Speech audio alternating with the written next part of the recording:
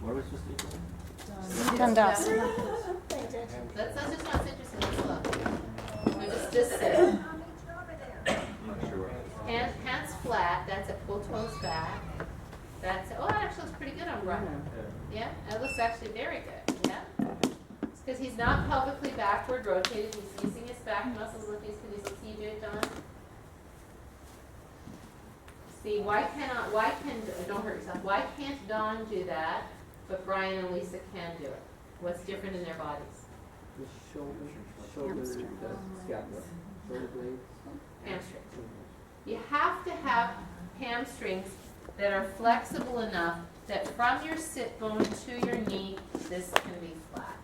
As soon as the pelvis does this at all, because you can't get this full length and seated forward, seat with your feet out, you're going to end up not being able to get up because it's not going to go. Am I right, Don? It's hamstrings, right? So, so I obviously, since nobody knows what it is, hardly teach this at all. I do. It doesn't really seem valuable to me for people who aren't so flexible. However, with people, maybe I should, this is good because sometimes I just don't think about things. So with people who are flexible, pulling the sit bones back, pressing down, lifting up, what does that do? And then doing Mula Bandha on the belly. It actually activates your core because it has to keep you upright. That's exactly right. It's actually like a Shakti rise, yeah? It's a sense that you really do feel that whole internal lift. A little bit hands closer. Here's an interesting problem. Anthony's arms too long for his torso in this position, right? So turn a blanket backwards, sit on it. So it doesn't get underneath your hands. So put it length otherwise. That's it. Because it's not that he can't get his legs straight and his spine erect, it's that his arm, he doesn't have room for his monkey arm. You would be a good rock climber. I was gonna say, it's not like mine. So, if I can't. Yeah, I get know. my shoulders down. No, press down, now lift up. You can. That looks pretty good. Now put your hands right at your Is he hips. arching too much? No, right there. maybe? So your hands are at your hip joint. No, he's trying to find it. See, the problem is his arms are just too long. So there's a really great example of proportion, right? got it. Because his body could easily do it. It's just that his arms are too long, right? Isn't that neat? You should take up rock climbing. It'd be awesome. All right. So those are all the things about proportion. If you wanted to do it, say you did do it, and there's somebody like, say, John's in our class, he would sit on a blanket, and he would put his blanket underneath his knees to disengage his hamstrings, and then he would do it like this. Because what's the main thing about seated staff pose? What are you trying to get? The staff, right? Otherwise you could do anything else. So to get this and to feel like you're level in your pelvis, you've got your perineum touching, and you can get that engagement of core, then, listen, Don. You have to turn your blanket the other way.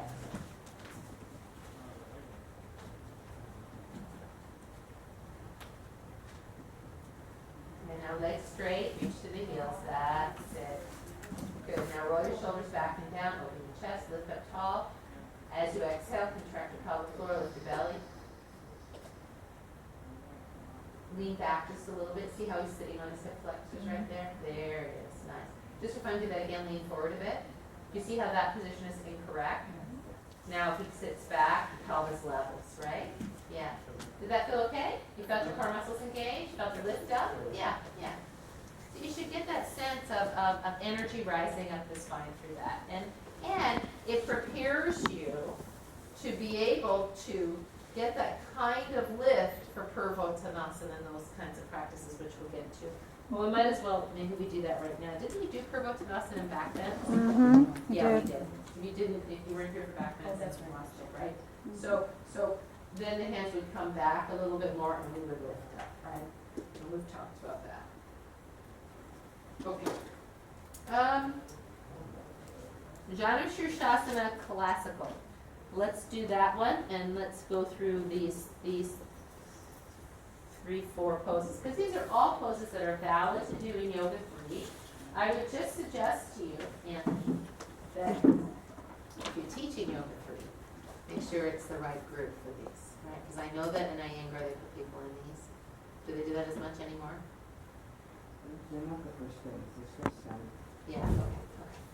But I've been to quite a few Iyengar classes. I'm sorry, where are you? I'm on page, Towards the top, like. page 8. Yeah. And Yeah. number 3, I'm Yeah. walking down that column. I just finished Dandasana. I'm going to Janu Shirshasana forward next. Yes? So let's do Janu Shirshasana forward next. So sit on your blanket. This is not classical Janu Shirshasana. This is Iyengar style Janu Shirshasana. Particularly, I like this pose for flexible people. I do. It feels good. It's a good back link for them. So when we sit on our blanket, every single time we pull the flesh in the buttocks back, let's extend the right leg. And in classical Janu Shirshasana, the left foot is on the inside of the left thigh at the groin. It doesn't have to be there. The person has a knee issue and it feels better to be here. It's okay.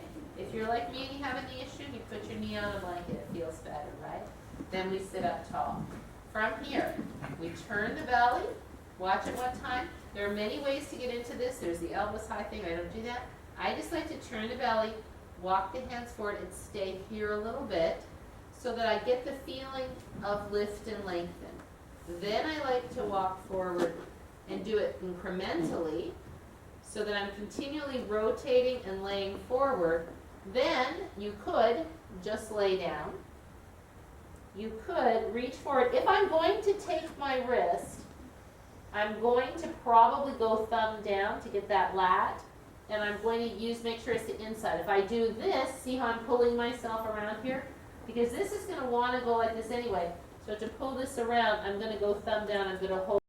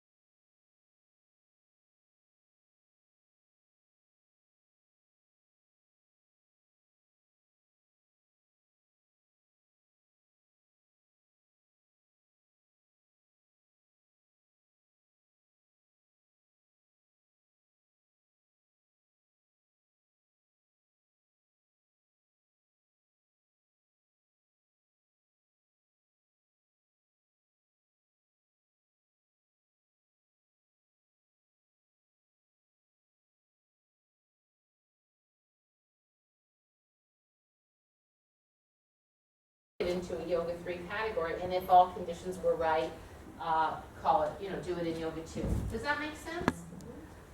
Okay, so that's that one. What else?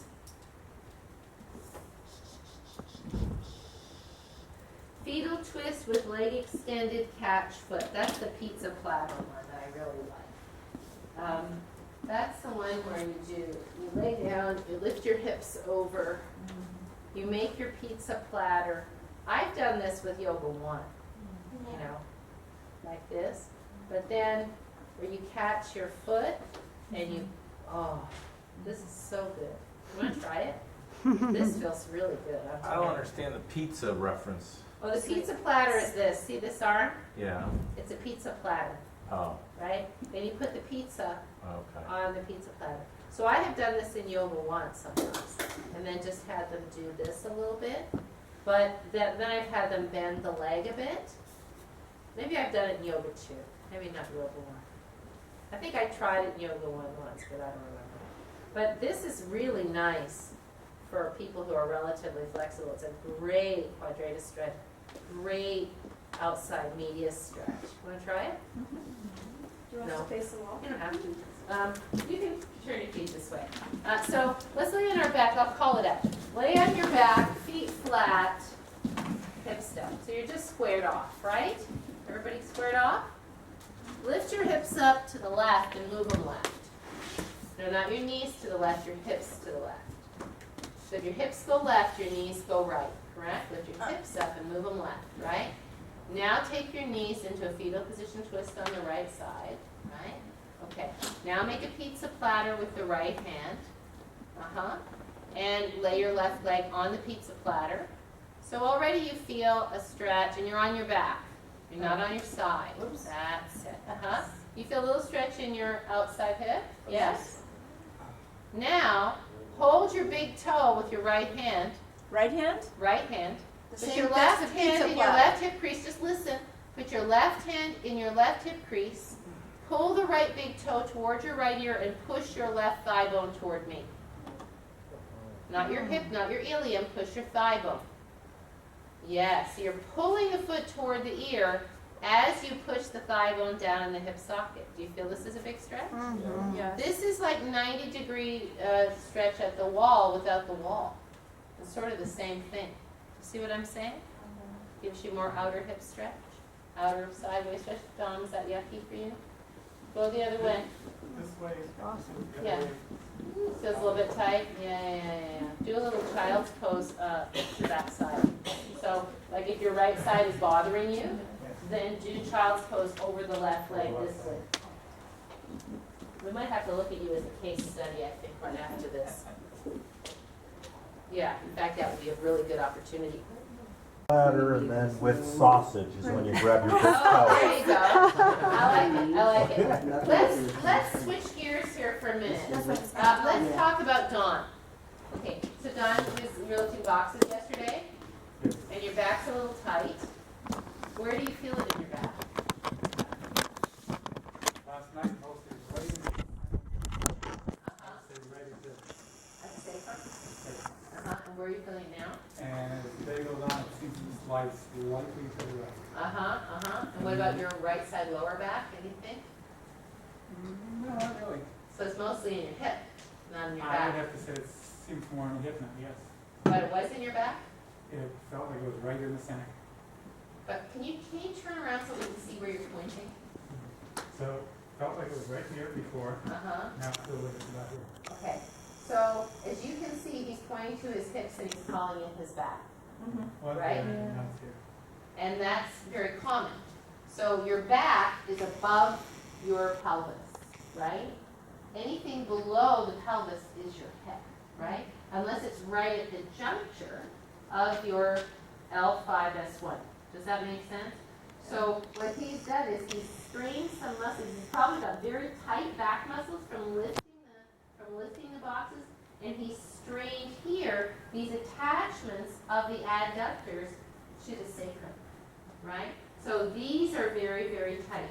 So he comes to your class and he says, I hurt my back moving, exactly. Because when you told me you hurt your back moving, I mistakenly, because I didn't explore it with you, thought you were talking about your back, right?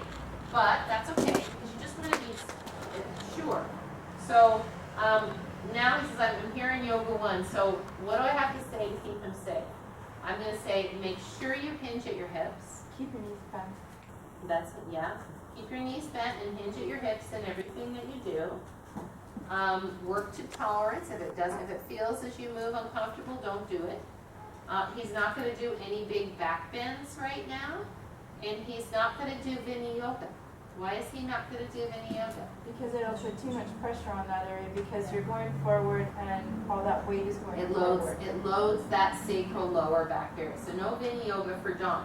So if I wanted to do Vinyasa and he was the only person in the class, he had just come in and I still want to do Vinyasa, I'll say, while we do Vinyasa, even though I know you can put your hands on the blocks, today, because your back is sore, use a chair, hinge at the hips, do an easy hamstring stretch. He could still do, where he's pointing, doing revolved triangle would be good for you. You can still do a gentle revolved triangle, but I don't think the lateral poses are the be-all and end-all of life. I mean, in ultra gentle, we don't do them at all. At my cancer classes, I don't do them at all. We have too many back issues to have those in at all. So for them to do them, they have to be like this. You know, they can't even get this. It's just too much, you know. So for him, right now, to be externally rotating, tightening these muscles, right here where he was pointing, and then leaning to the side or putting his hand down or holding up, that would be not so great for him. So if I could, I'd just leave it out, you know.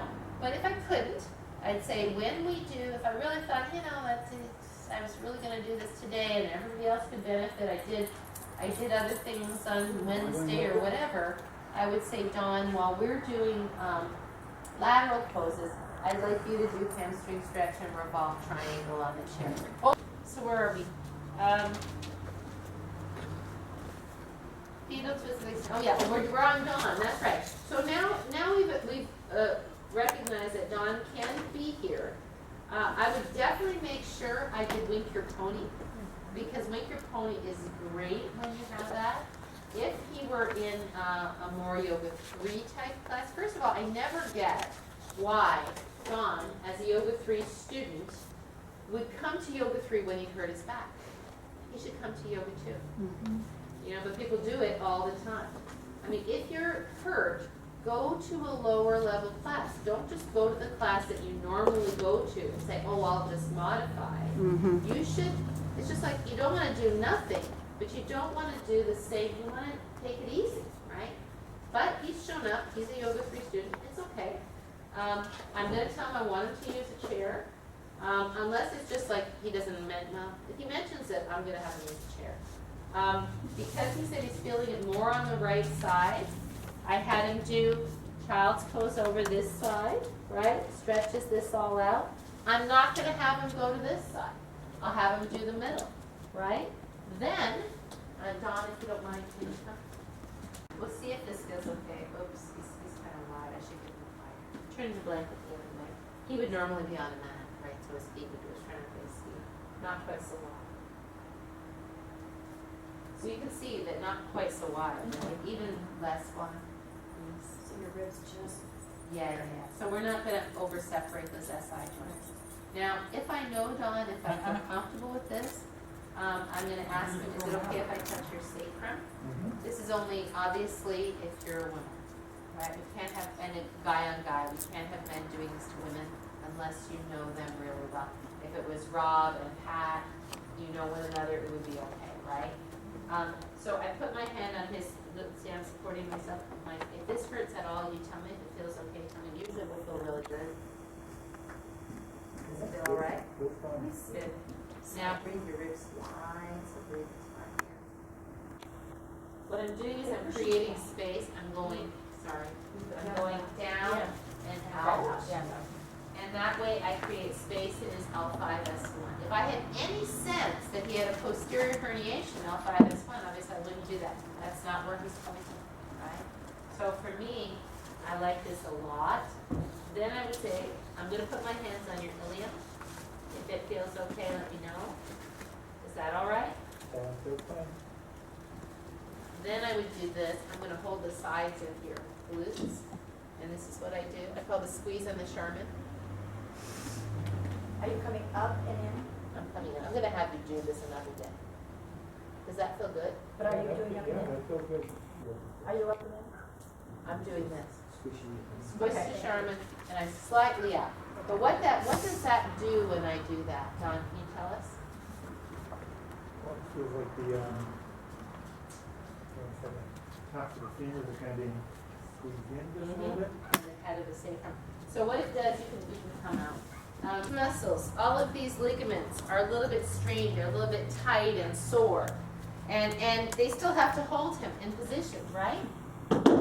Right? And every time he walks and moves, these do this, right? Because that's the nature of it, that moves, right? So it feels sore.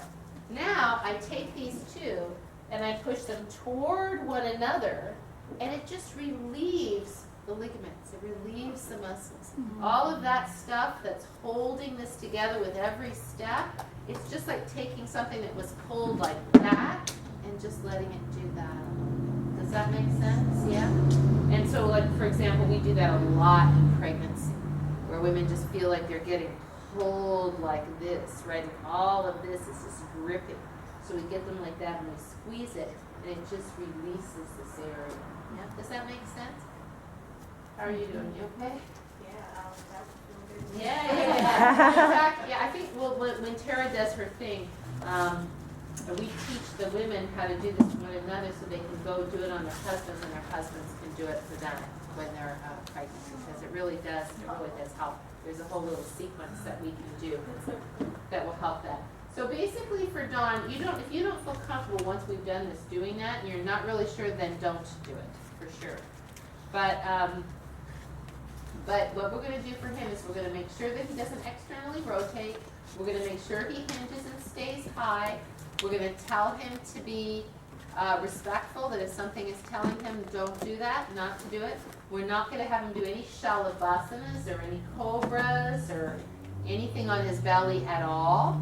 We're probably not even going to have him do rolling bridge, although I would say, Don, are you game to try something? Why don't you just lay on your back and put a block between your knees?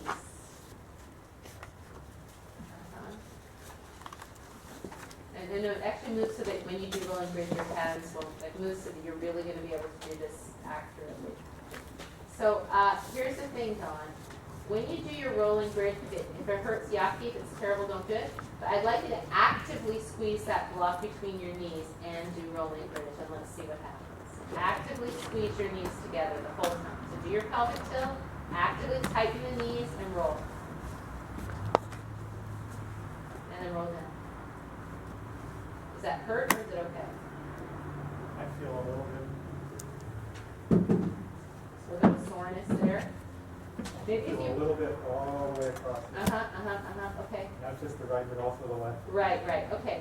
So if he did it maybe with feet on blocks, it would be better. Or maybe it's just that he's a day after, but maybe 2 days, 3 days down the road. Why would that squeezing of the block between the knees be good? It's squeezing the Charmin. It's the same thing, right? So that might feel really, really good for him. Yeah, but now we're maybe a little bit, if he felt it at all, I'd say don't do it. If he said, ooh, that feels like it's releasing, I'd say, ooh, do that, right? Like maybe 2 days down the road from now, that would be good. Also, if he came in and he was like that, I would probably start the class like this slowly, no matter what level it was. Because guess what? This is good for everybody, remembering to lengthen your breath. I'd probably start like that, circling, all of that kind of stuff. Then I would take him up to circling on his hips, because that feels really, really good. I'd go legs wide first, yeah? So all of that would be good. I might even do that whole sequence we did at the beginning, where now he does this. How does that feel? Because that's going to stretch that out. Does that make sense, everybody? So here I got this person, and I'm not just going to think of him as somebody who's an annoyance to what I want to do to my Yoga 3 class. I'm going to think of him as an opportunity for everybody to look at things a little differently. I'm not going to make it a Yoga 1 class, but I'm going to start it a little differently. I'm gonna be able to help him to feel a little better. I guarantee that he will. I've had so many people that come to my class, oh, my back was really hurting when I walked in. It feels a little better right now. It's not gonna be cured because he strained his back, but it's gonna feel a little better and he's not gonna exacerbate. So I just really encourage you, particularly if you're teaching Yoga 3, not to feel bummed when somebody comes in like that. And to think, wow, this is when teaching gets good. You know, it's when you have to be really creative and make it good for everybody, you know. I still think it's good to go to Yoga 2 if you are a Yoga 3 student and go with it, but not everybody does that. Yeah? All right, I think we're almost at the end of this. I know we're close, so I think I'm going to leave it at this point. We're going to finish these and finish the inversions probably at the beginning of next week. So I would invite you to be warmed up for the next time we meet because we will do inversions right away. And the next time we meet is? We're going to go over that right now. So on your homework sheet, your agenda sheet that I gave you, let's take a look. I guess there's quite a lot.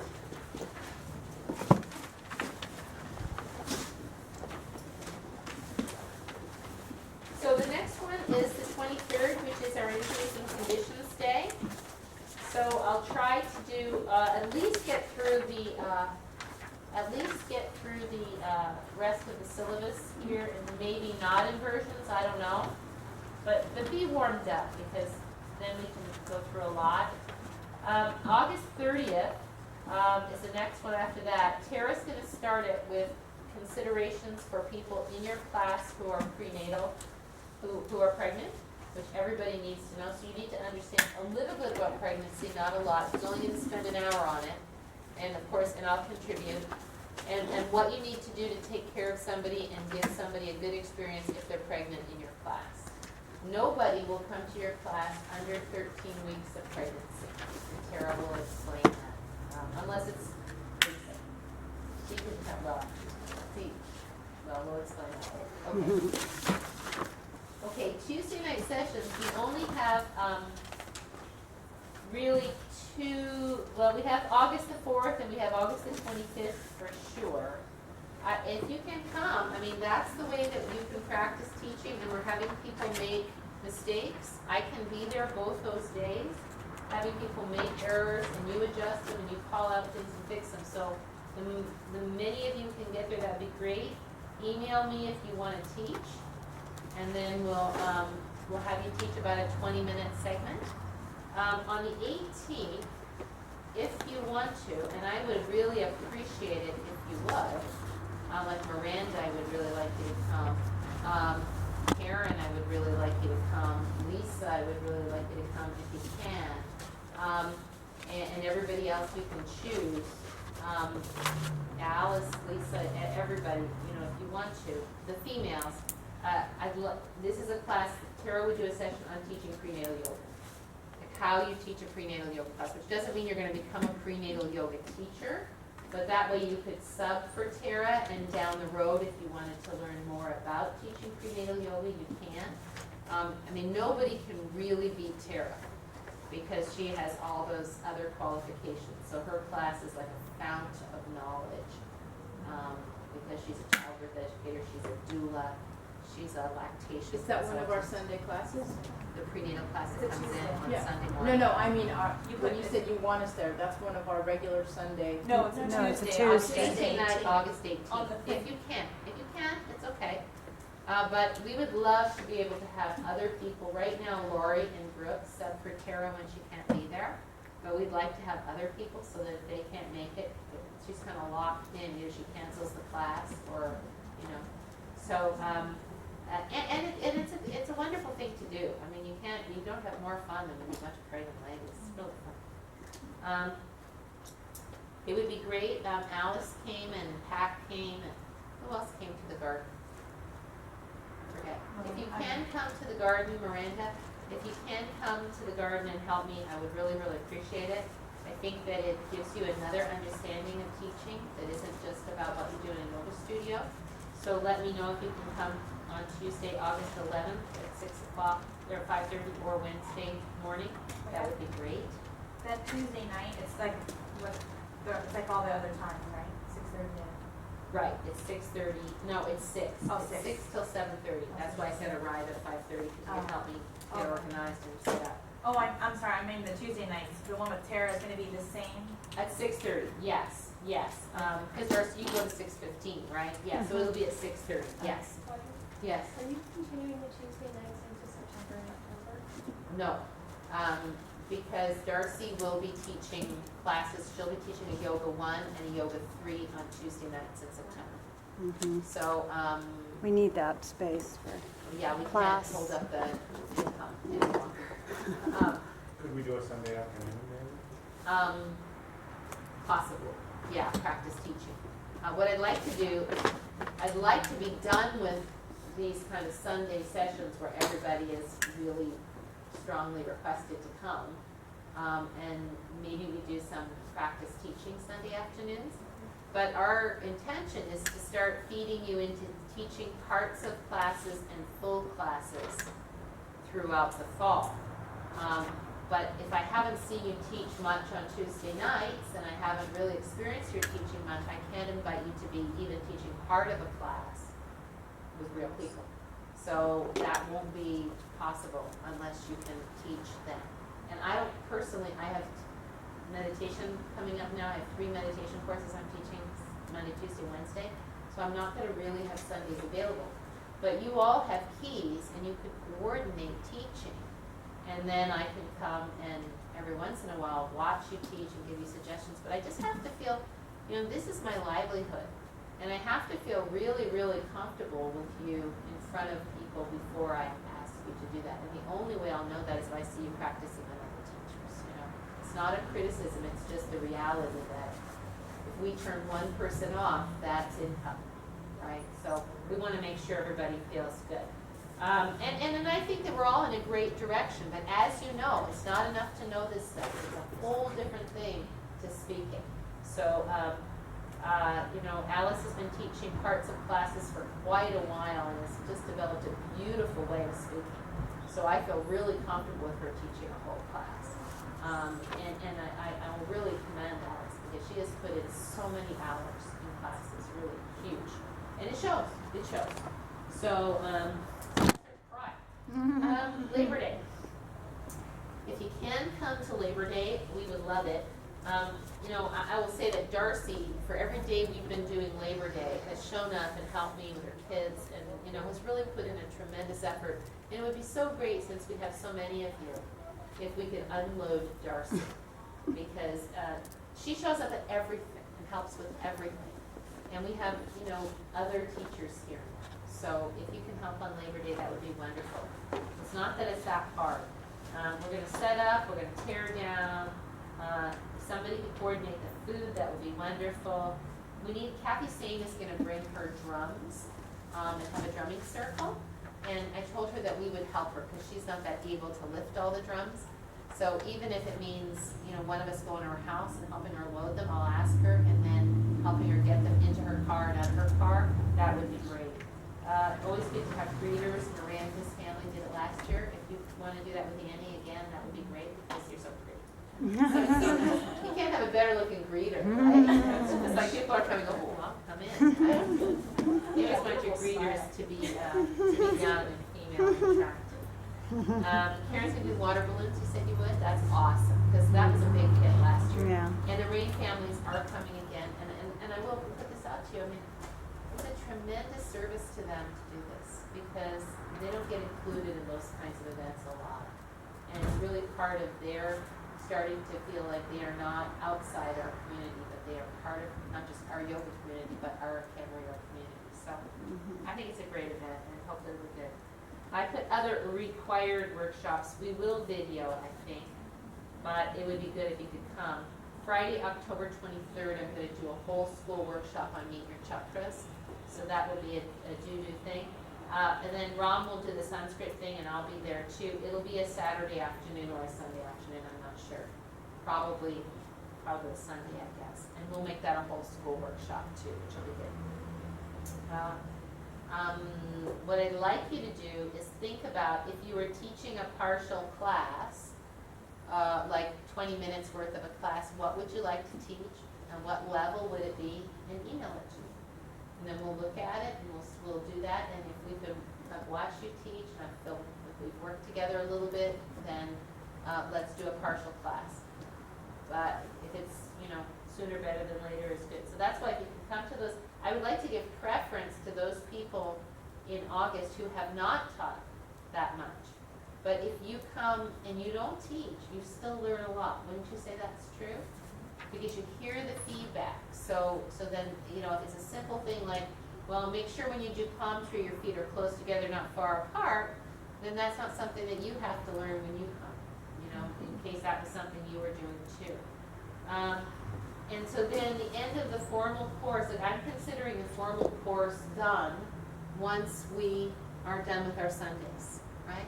Because I looked at that sheet that I gave you to invite you, and we will have pretty much done all of that once we get through the restoratives, once we get through the syllabus, and the chakras. But the chakras are, even if those come out, but I thought it'd be nice to have a kind of like a party, and maybe we'd have the other teachers and do that to celebrate the end of your formal thing. I have a CYC teacher certification, which absolutely means nothing, just so you know. It's just a piece of paper, but it would give you a piece of paper.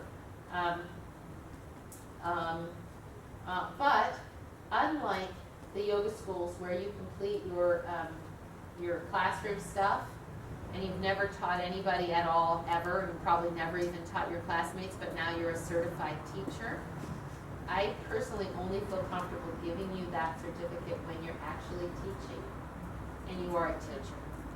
Right now you've taken a teacher training course, you have this information, but you're not a teacher. And I don't get how people get the certificate when they're not teachers. How do you get a certificate as a yoga teacher if you've never taught a class? You pay them a lot of money, you pay YogaWorks a lot of money. And I have to put my name on it and vouch for you. And usually what I'll say is that this certificate will not be Yoga Alliance, and I've told you this from the beginning, will not be Yoga Alliance credible. But say you do want to go teach a class at the YMCA in Ventura, I would completely support that as long as you don't ever teach here and you're only teaching other places, then I would be very unhappy. Because it's an investment, right? I put a lot of time invested into you, and then if you take all that information, you only teach somewhere else, then I feel kind of sad, because then I should have charged you $3,000, right? But I would be happy to call the owner and talk with them about you and to write you a letter of recommendation and to give you that certification, even though it's not a Yoga Alliance certification. Because you will be certainly heads and tails above any of those people who just walk out with a $200 certificate. And my request, I told Alice, because Alice is teaching some friends, right, is that I would feel very, very hurt if you went down to the Camarillo YMCA and started teaching there, because you would be competing with me. I think you made that very clear from the very Did I? beginning. Okay. Yeah, we were not to teach anywhere in Camarillo. Right. Anywhere outside of Camarillo was fine. You want to go teach in Oxnard, you want to open a yoga school satellite of Camarillo Yoga in Oxnard, I think it'd be a blessing. It's so needed, and it's just not something I have the energy to do. But anywhere else is fine, because we want people to learn yoga well, and we want to learn healthily. And we'll talk a little bit about, you need to be CPR trained, so we'll do a CPR training coming up. I gotta write that down. And I'm not sure.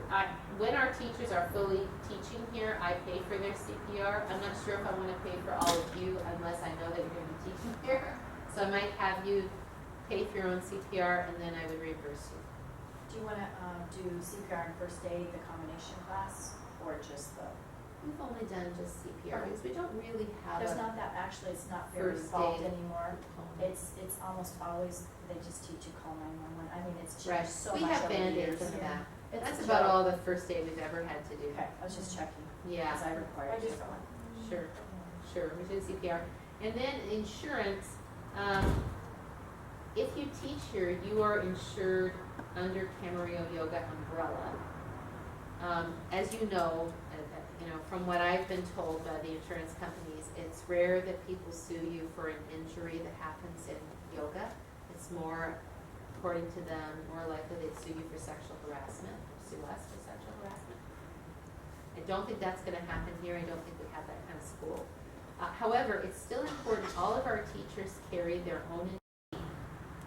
She's not covered under she's only covered if they sue both of us, right? So she needs to have her own insurance in addition to what we have here, but it's like $126 a year. Yeah, I don't even think it's that much. It's not very It's not expensive. very much. So if you're teaching a class here, your own class, where you're not subbing, where you're not teaching a part, if I'm there, it doesn't matter. Because you're there, I'm the teacher. You're just teaching a part of the class. I'm not worried about it. But if you're here by yourself as the teacher, you should be insured. So we'll talk about that and figure out how that works. Yeah? All right, is that all okay? Sure. All right, so we'll meet here on the 23rd. It would be helpful if you could be relatively warmed up and not too full, because we will invert. So try to have something light. We'll make sure we take a break, and we'll make sure you can, I know some of you have blood sugar needs and food needs, so we'll make sure that we don't disregard that, so that you're safe, yeah? So that you can concentrate.